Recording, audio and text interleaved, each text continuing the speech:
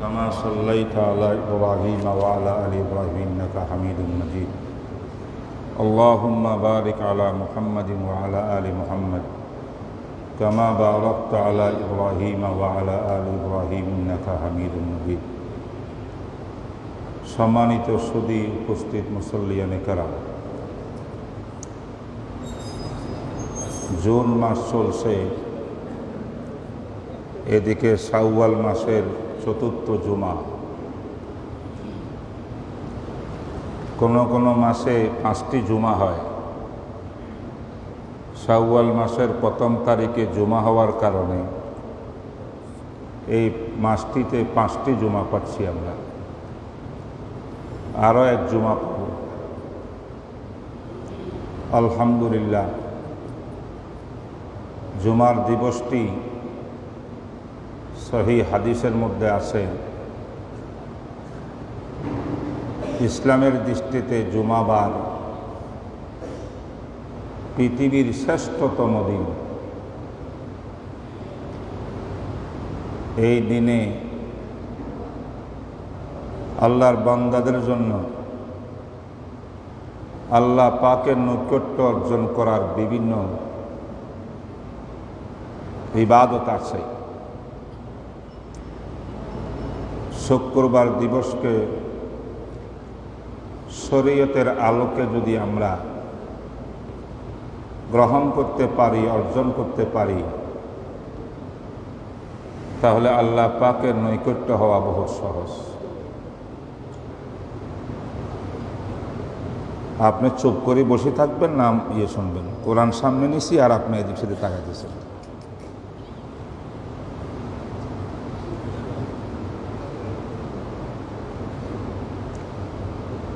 আল্লাহ আল্লাহ মাফ করে দেন আমাদেরকে।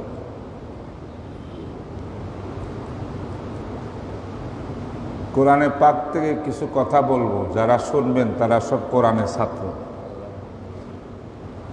ঠিক না? তো কোরআনের দর্শের মধ্যে যদি আমরা হুহা করি তাইলে কি হবে জানেন? কোরআনে আয়াত নাযিল হয়েছে, যারা কোরআন পড়ার সময় বিশৃঙ্খলা করত তাদের কি আযাব শাস্তি হবে। কোরআনের আয়াত নাযিল হয়েছে ডাইরেক্ট।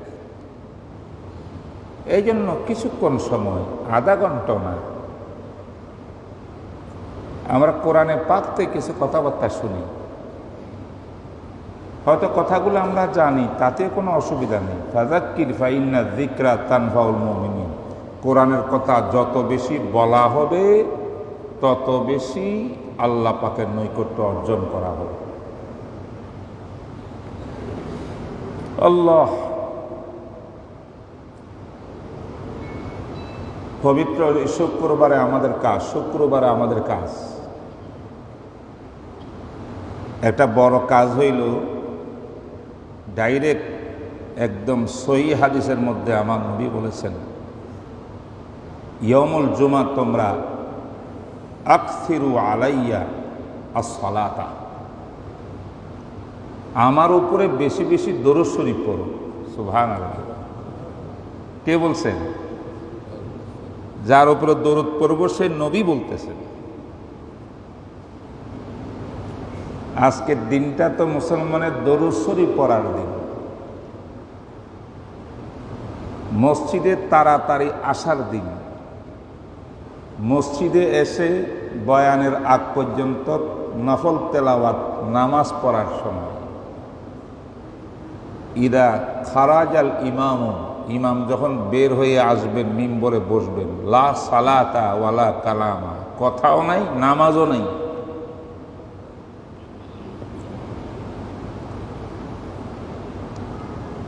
আল্লাহ আমাদেরকে আমল করার তৌফিক দান করে। আমরা জানি না বলে মাঝে মধ্যে ভুল ভ্রান্তি করি নাকি? মুহতারাম হাজরিন, বলতেছিলাম এই মাসের শুক্রবার 5টা পাচ্ছি আমরা। বলেন আলহামদুলিল্লাহ।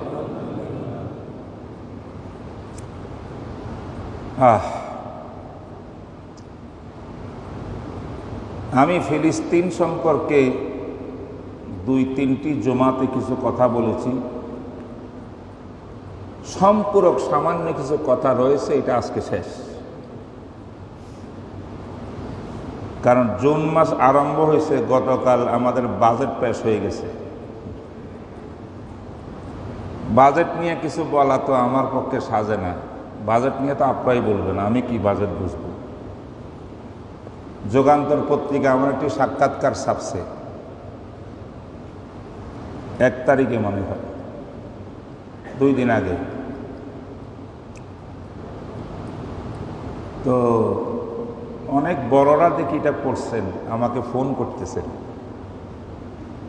বলছেন হুজুর চিনবেন আপনারা টপ লেভেলের দেশের যিনি প্রশাসনে বড় দায়িত্ব পালন করছেন, এই সমস্ত লোক বলতেছেন হুজুর আমরা তো বুঝতাম না যে ইসলামে এত সুন্দর বাজেটের কথা আছে। আপনার বক্তব্যটা পরে আপনাকে ধন্যবাদ দেওয়ার জন্য ফোনটা করলাম। গত শুক্রবারে এখান থেকে যায়া খাওয়া দাওয়ার পরেই টেলিফোনটা আসছে আমার কাছে। আর গত শুক্রবারেই মনে হয় ইয়েটা আসছিল না, বাজারটা যুগান্তর পত্রিকাতে আসছে, আরও বিভিন্ন পত্রিকাতে আসছে।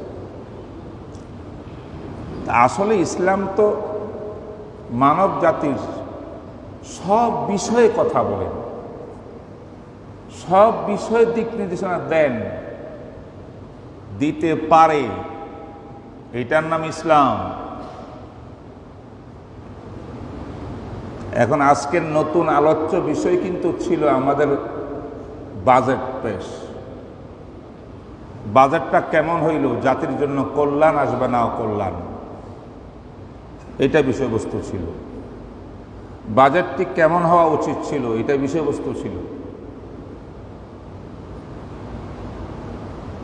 যেহেতু বাজেট সম্পর্কীয় কোরআন হাদিসের কথা আছে,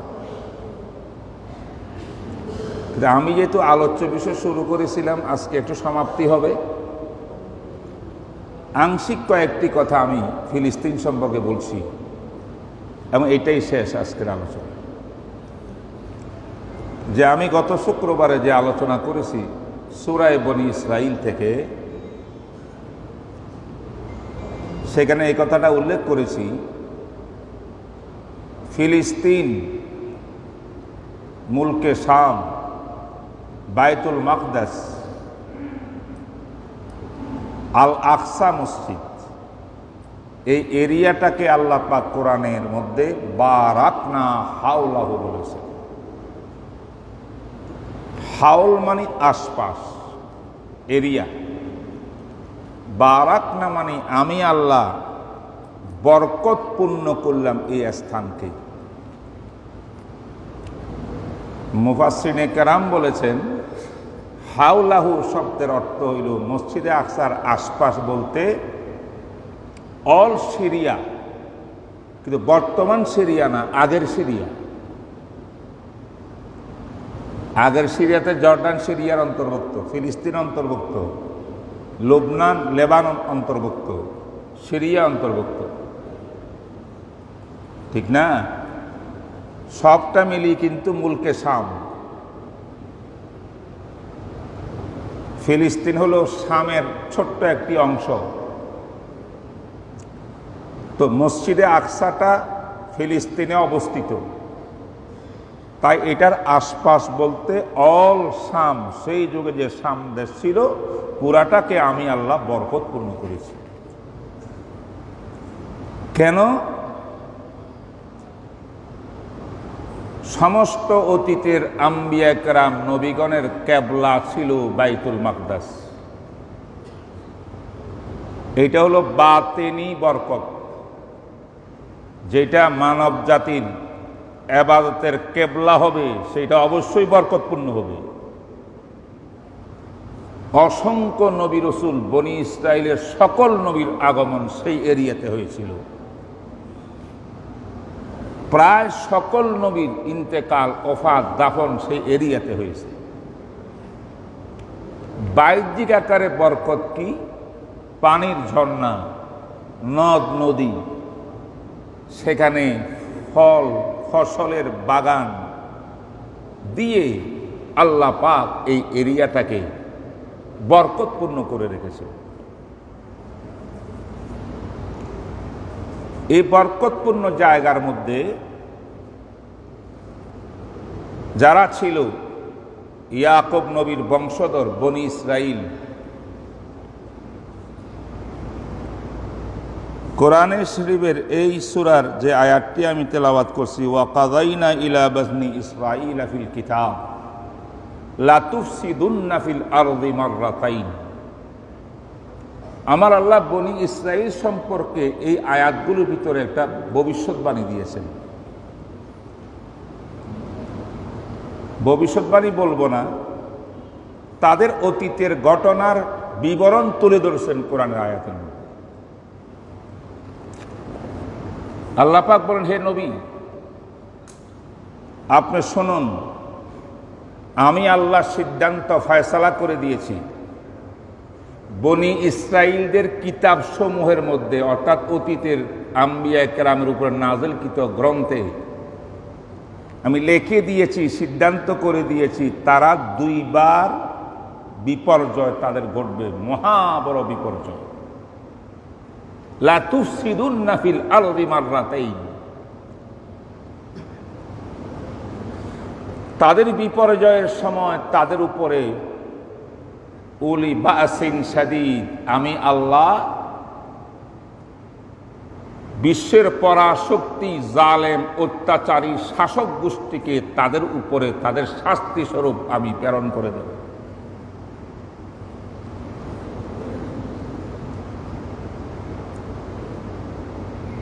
তাদেরকে হত্যা করা হবে, তাদের বাচ্চা কাচ্চাকে গোলাম বানিয়ে রাখা হবে, তাদের ধন সম্পদকে লুণ্ঠন করা হবে, তাদের পবিত্র স্থান মসজিদে আকসা ক্ষতিগ্রস্ত করা হবে, বিনষ্ট করা হবে। এটা আমি আল্লাহর ফয়সালা, আমি করাবো, শত্রু বাহিনী দিয়ে করাবো। ইতিহাসের পাতা লেখে 6টি ঘটনা আছে বনি ইসরাইলের উপরে ঘটনা ঘটছে, বিপর্যয়ের ঘটনা 6টি। এখানে কোরআনে উল্লেখ করছেন 2টি, 6-এর মধ্যে 2টা বড় মারাত্মক, এই জন্য বিশেষ করে এই 2টা উল্লেখ করা হয়েছে।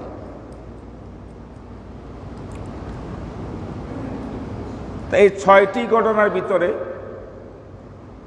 4র্থ ঘটনা এবং 6ষ্ঠ ঘটনা মুফাসসিরিনে কেরাম বলেন, কোরআনে পাকের এই আয়াতের মধ্যে সূরা বনি ইসরাইলের 5, 4, 5, 6, 7 3টি আয়াতের মধ্যে 2টি ঘটনার কথা উল্লেখ আছে। সব ঘটনা কোরআনে উল্লেখ করে নেই। প্রথম ঘটনা ছিল ওই বাবিল শহরের বখতনসর বাদশা যখন চড়াও হয়েছিল বনি ইসরাইলের উপরে। কেন হয়েছিল সেইটা আপনারা জানেন, আমি গত শুক্রবারে কিছু টাচ দিয়েছি। বনি ইসরাইলের বিপর্যয়ের ঘটনাগুলো তখনই এসেছে তখন বনি ইসরাইল তাদের যুগে তাদের যে ধর্ম পালনের কথা ছিল সে ধর্মদ্রোহী হইয়া, আল্লাহ রসুল বিরোধী হইয়া, ধর্মের বিরুদ্ধে গিয়া যত অপকর্ম, মারামারি, কাটাকাটি, মূর্তি পূজা, শিরিক, যত অন্যায় অত্যাচার করেছে, আল্লাহ পাক এই অপরাধের কারণেই একটা বিধর্মী আর একটা জালেম বাদশা শাসককে তাদের উপরে চড়াও করে দিয়েছিলেন। বখতনসর কে? অগ্নি পূজারী। তো অগ্নি পূজা কি কোনো ধর্ম?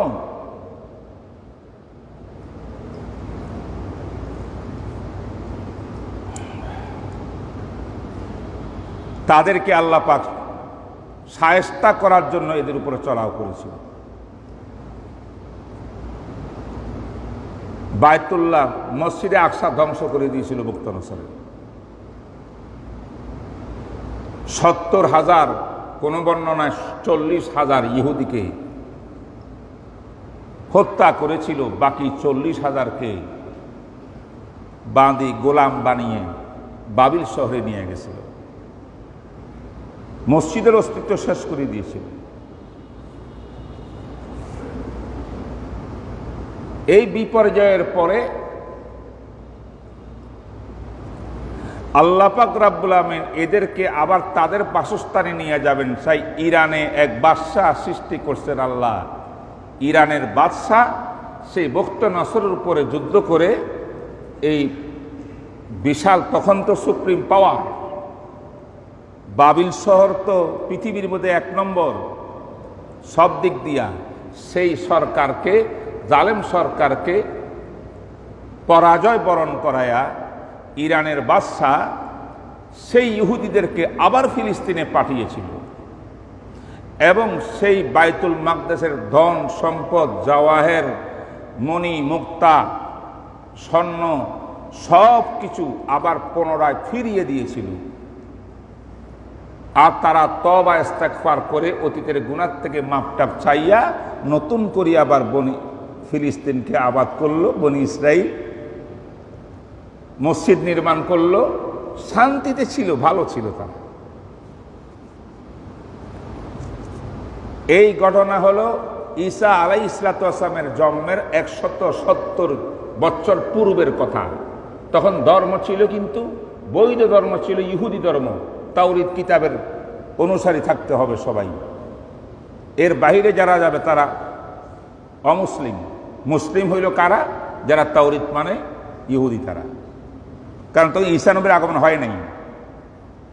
যেহেতু এই তাওরীত কিতাবের সঙ্গে তারা গাদ্দারি করেছে, তারা মূর্তি পূজা আরম্ভ করেছে, মারামারি কাটাকাটি করেছে, শক্তিশালীরা দুর্বল উপরে জুলুম করেছে, দুর্বলদের, গরিবদের রক্ত শোষণ করেছে, তাই এই জুলুমের পরিবর্তে আল্লাহ পাক বখত নসর নামক আরেক জালেমের দ্বারা শায়েস্তা করাই এই সবক দিছে। আর ইরানের বাদশাকে আল্লাহ পাক লাগাই দিছে, আবার যুদ্ধ করে ওদেরকে অপর স্থানে নিয়েছে। এটা হলো প্রথম ঘটনা সংক্ষেপে। হযরত ঈসা নবী দুনিয়াতে আসছেন, মারিয়াম আলাইহিস সালামের গর্ভে তিনি দুনিয়াতে এসে তিনি নবী হইছেন, নবুয়ত চালাইছেন। অবশেষে ইহুদিরা তার বিরুদ্ধে লেগে গেল, আর ইহুদিরা বলল এই ঈসা নবী কিন্তু আসলে হেদায়েত প্রাপ্ত মাসি না। আমি বলেছিলাম গত শুক্রবারে, বরং পথভ্রষ্ট মসি। আসল মসি কিয়ামতের আগে পরে আসবে, মানে দাজ্জাল। ঈসা নবীর বিরুদ্ধে লাগলো, ঈসা নবীকে হত্যা করার জন্য ষড়যন্ত্র করলো, আমরা সবাই জানি। আর সেখানে আমার আল্লাহ বলেন বাল রাফাহুল্লাহ। ঈসাই, ইহুদিরা মনে করলে কি হবে, ঈসা নবীকে হত্যা করেছে, ফাঁসি দিয়েছে, এই করছে, সেই করছে। মিথ্যা কথা। আমি আল্লাহ, যে আল্লাহ ঈসাকে পিতা ছাড়া দুনিয়াতে প্রেরণ করেছি, আমি সৃষ্টি করেছি, সেই স্রষ্টা আমি আল্লাহ নিজেই কুদরতিভাবে ঈসা নবীকে আসমানে উঠাই নিয়েছি। ঈসা আলাইহিস সালাম আসমানে উঠাই নেওয়ার পর 40 বছর অতিবাহিত হয়ে গেছে। 40 বছর পরে বনি ইসরাইল ফিলিস্তিনবাসী ইহুদিদের উপরে দ্বিতীয় বিপর্যয়। এখন বলেন তো, দ্বিতীয় বিপর্যয়ের সময় বনি ইসরাইলের দায়িত্ব কি ছিল? ঈসা নবীর ধর্মকে মানা। আর ঈসা নবীর ধর্ম কিন্তু ইহুদি ধর্মেরই সম্পূরক। যেহেতু আগের থেকে ইহুদিরা ঈসা নবীর বিরোধী, তাই ঈসার ধর্মকে পাত্তাই তারা দিল না। এই ধর্মকে উপেক্ষা করে তারা আর অনেক অরাজকতা, অন্যায়, অত্যাচার করছে, আল্লাহর বিধান লঙ্ঘন করেছে, জুলুম করছে, অত্যাচার করছে, মারামারি কাটাকাটি সবকিছু করছে। তখন এই কোরআনে যে দ্বিতীয়টা বলছেন, ফাইদা জাওয়াদুল আখিরাত ইয়াসু উজুহাকুম, এই 7 নম্বর আয়াতে যে ঘটনা বনি ইসরাইলের বয়ান করছেন আল্লাহ পাক, এটা দ্বিতীয় পর্যায়ের বিপর্যয়। ঈসা নবীর আগম, রফুস সামা, আসমানে উঠাই নেওয়ার 40 বছর পরের ঘটনা। আবার যখন এদের একটু ভালো হয়, তওবা করে অতীতের গুনার জন্যে, আবার সন্ত্রাসীগিরি শুরু করে তাদের মধ্যে। তারা জীবনভর শুধু এইভাবেই ছিল, অত্যাচারী ছিল, জুলুম অত্যাচার করত। তাই আল্লাহ পাক বারবার তাদেরকে শাস্তি দিয়েছে। এই শাস্তি দিয়েছে রোম সম্রাটের মাধ্যমে। এটা সর্বশেষ। রোম সম্রাট তাদের উপরে চড়াও হইল, হত্যা করল, নারীদেরকে বাঁধি বানাইল, পুরুষদেরকে, বাচ্চাদেরকে গোলাম বানাইল, মসজিদে আকসা আংশিক ক্ষতি করল, মূল বিষয় জিনিসটা কিছুটা ছিল, তারপরে সব বিনষ্ট করে ফেলল। এটা দ্বিতীয় বিপর্যয়। এই দ্বিতীয় বিপর্যয়ের পরে রোমের শাসন চলতেছিল ফিলিস্তিনের ভিতরে, আর এরা তছনছ হয়ে গেছে, বিভিন্ন দেশে লুকায়িত পালাত, তাদের নিজস্ব কোনো দেশ নাই, লাঞ্ছিত বঞ্চিত। এগুলো আল্লাহ দেয়া শাস্তি। আল্লাহ তার বিদ্রোহীদেরকে দমন করার জন্য অনেক সময় কাফেরকেও ব্যবহার করে, জালেমকেও ব্যবহার করে শাস্তি স্বরূপ।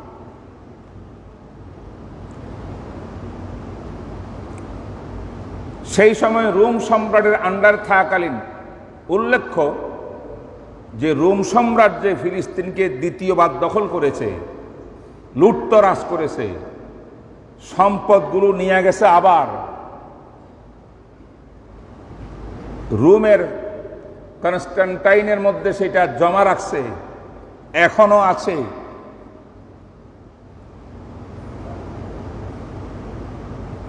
তখন কিন্তু রোম সম্রাট খ্রিস্টান ধর্মের অনুসারী ছিল না।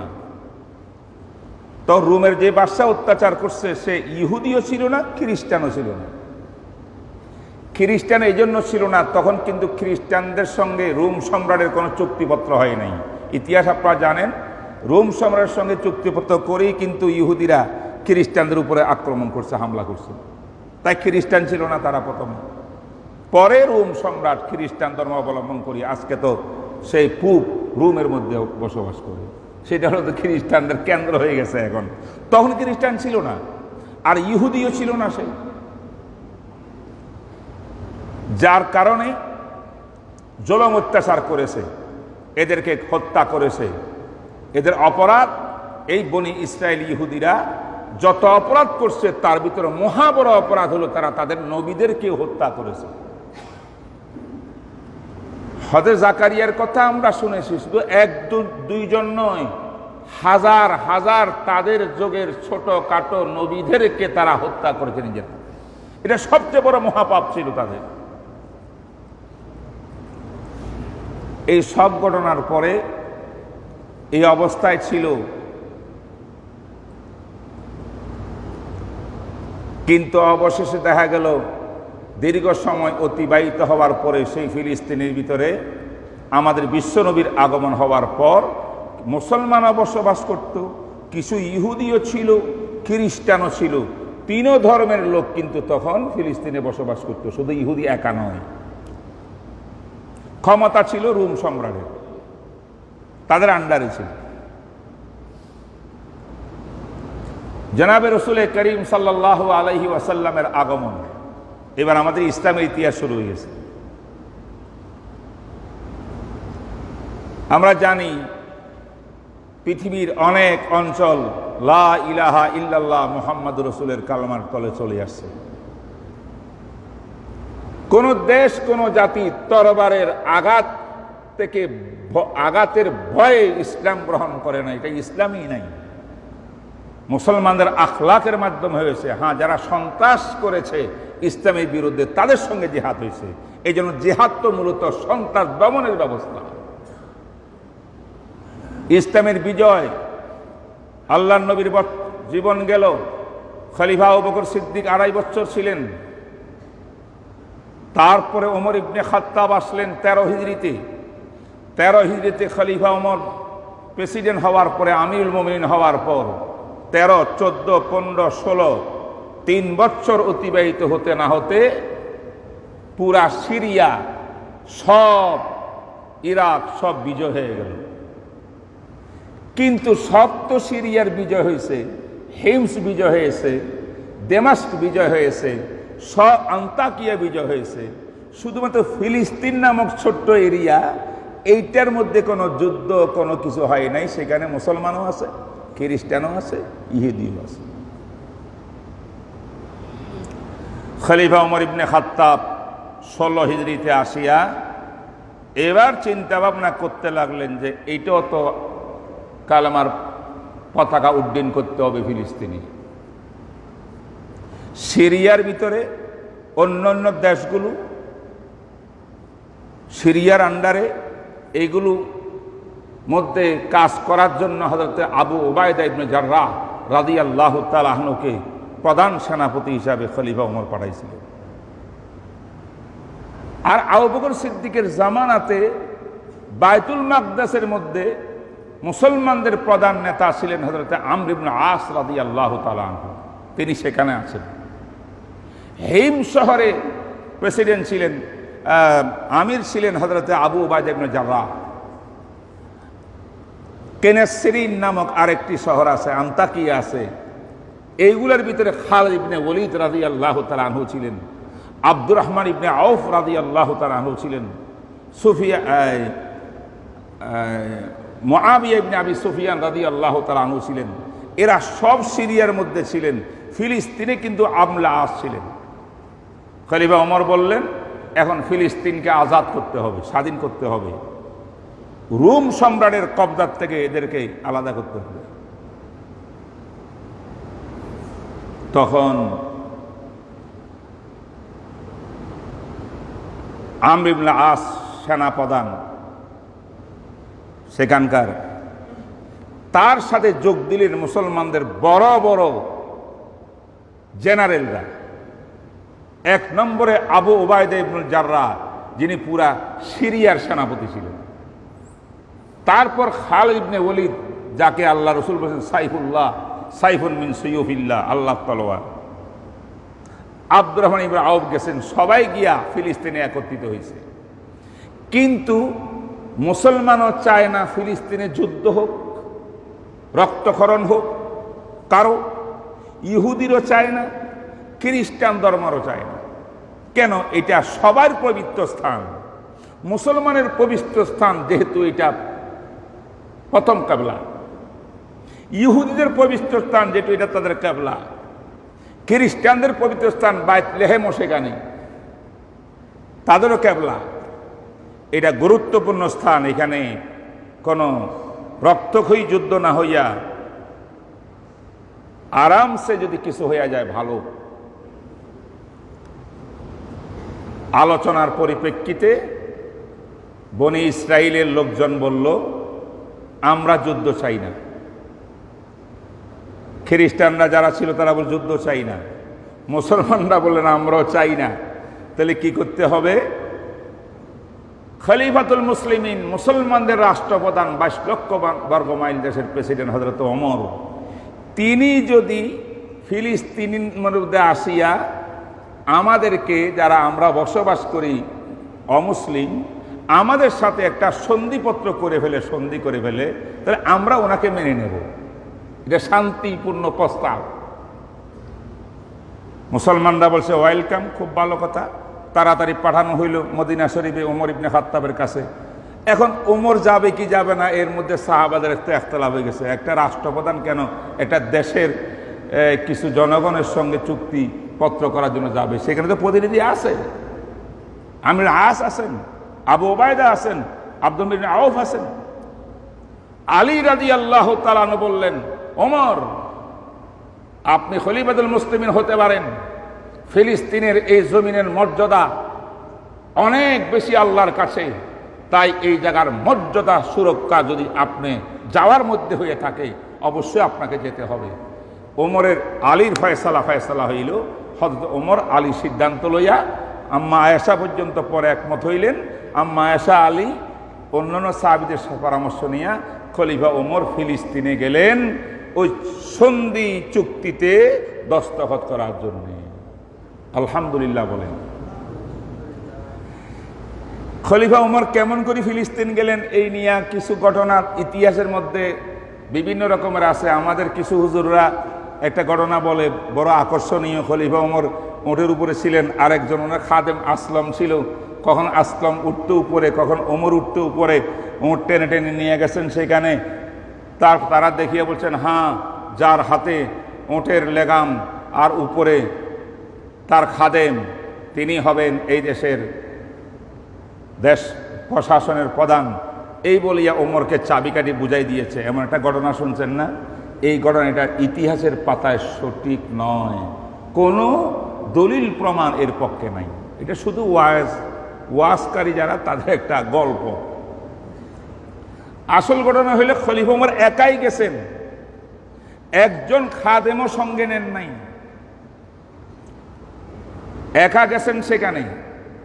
কতদিনে তিনি যেতে পারবেন একটা আইডিয়া করে ফিলিস্তিনে নয়, দমস্ক শহরের নিকটে, ফিলিস্তিন আর দমস্ক সিরিয়ার মাঝখানে জাবিয়া নামক এক জায়গায় খলিফা ওমর প্রথমে অবস্থান নেবেন।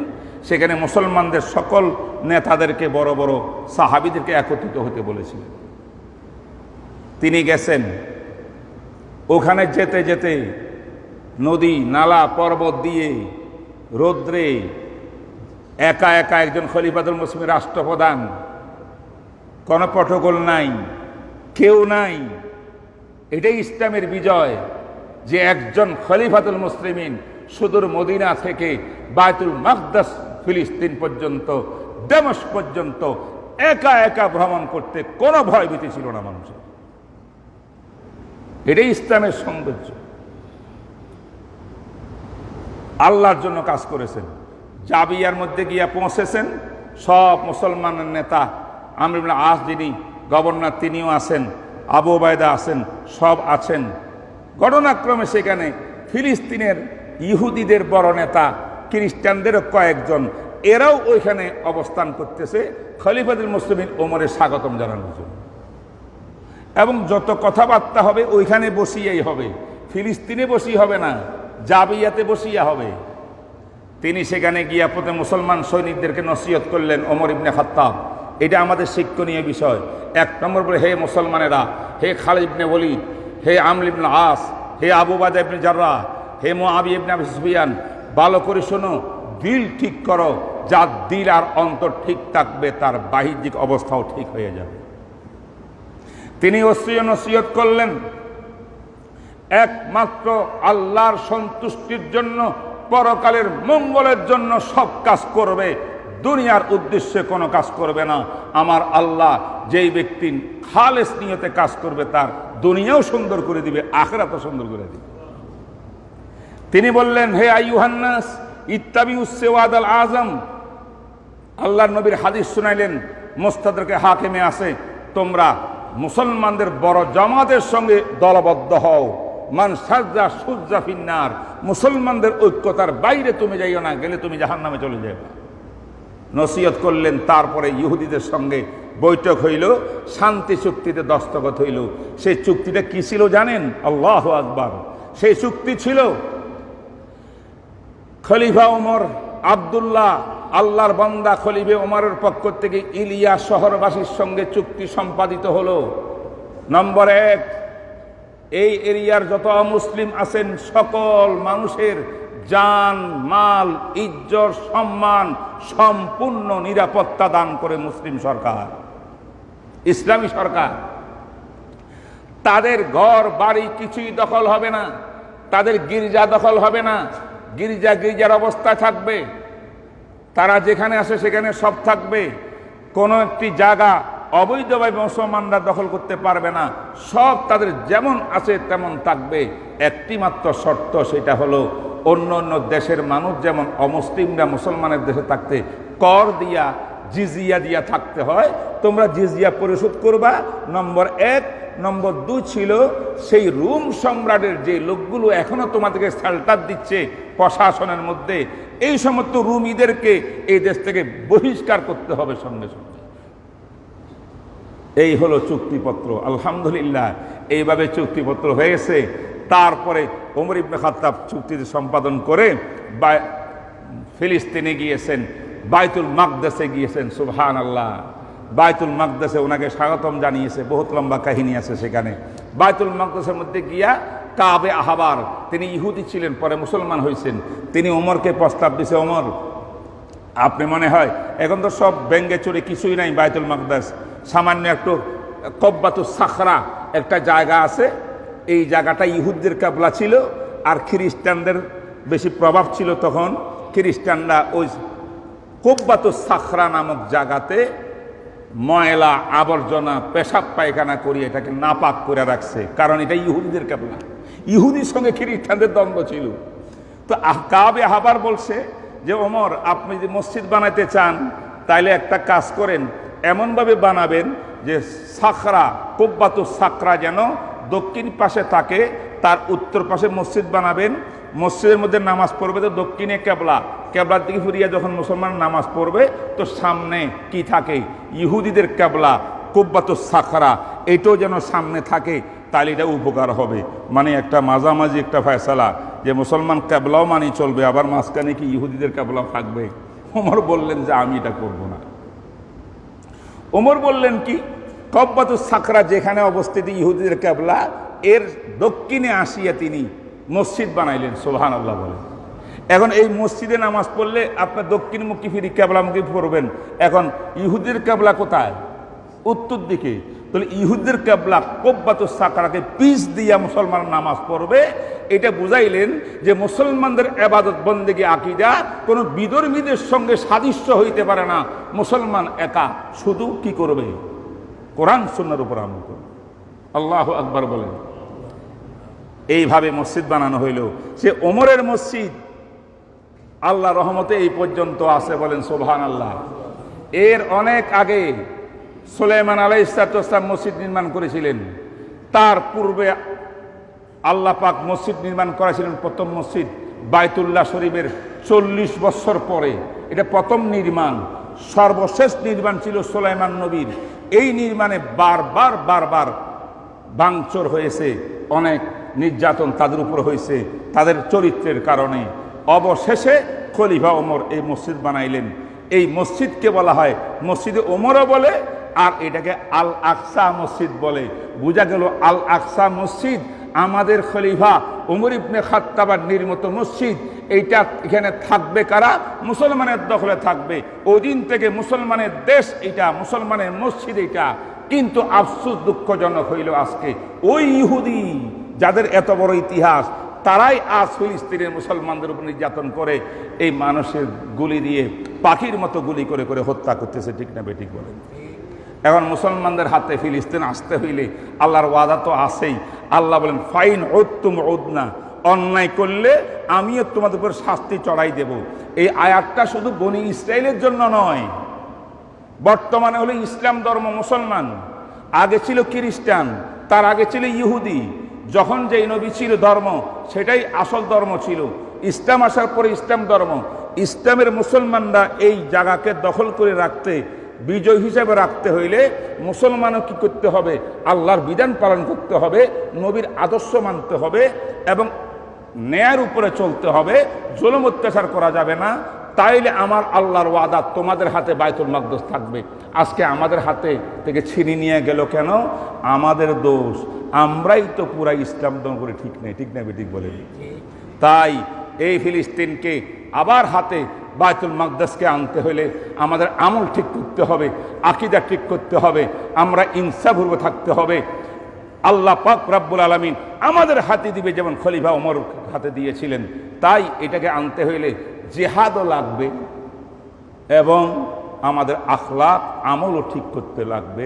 দুইটা জিনিস সমন্বয় হইলে কিন্তু বাইতুল মাকদাস আসবে। এটা আমাদের সকলের জন্য শিক্ষণীয়। আল্লাহ পাক যা কিছু এই ব্যাপারে বললাম কয়েক জুমার মধ্যে, আল্লাহ আমাকে আপনাকে সবাইকে কবুল করেন। সময় শেষ হয়ে গেছে, আজকে আর কিছু বলা হইল না। আগামী শুক্রবার ইনশাআল্লাহ কিছু কথা বলবো, আমাদের বর্তমান প্রেক্ষাপটে কিছু কথাবার্তা বলবো। আল্লাহ যা কিছু বললাম ভুল ত্রুটি আল্লাহ মাফ করে দেন।